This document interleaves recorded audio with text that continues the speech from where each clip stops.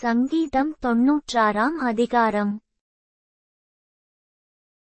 கர்த்தருக்கு புதுப்பாட்டை பாடுங்கள், பூமியின் குடிகளே, எல்லாரும் கர்த்தரை பாடுங்கள்.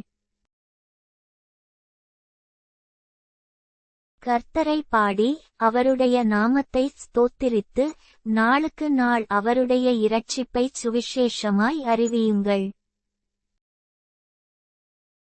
ஜாதிகளுக்குள் அவருடைய மகிமையையும் சகல ஜனங்களுக்குள்ளும் அவருடைய அதிசயங்களையும் விவரித்துச் சொல்லுங்கள்.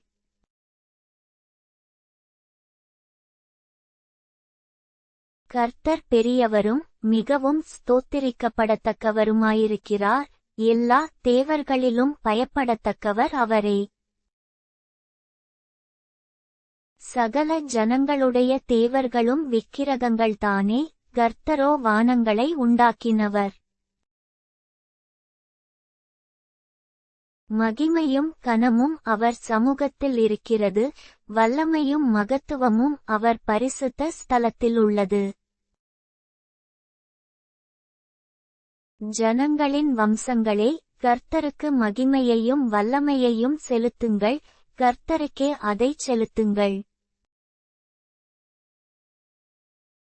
கர்த்தருக்கு அவருடைய நாமத்திற்குரிய மகிமையைச் செலுத்தி காணிக்கைகளைக் கொண்டுவந்து அவருடைய பிராகாரங்களில் பிரவேசியுங்கள்.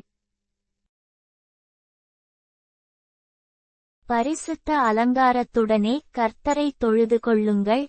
பூலோகத்தாரே, நீங்கள் யாவரும் அவருக்கு முன்பாக நடுங்குங்கள்.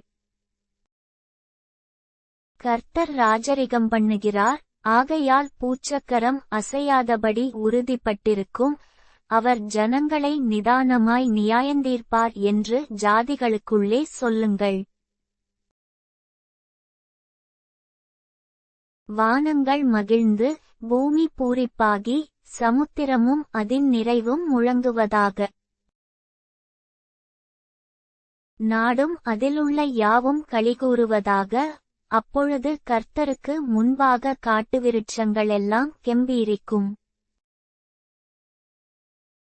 அவர் வருகிறார், அவர் பூமியை நியாயந்தீர்க்க வருகிறார். அவர் பூலோகத்தை நீதியோடும் ஜனங்களைச் சத்தியத்தோடும் நியாயந்தீர்ப்பார்.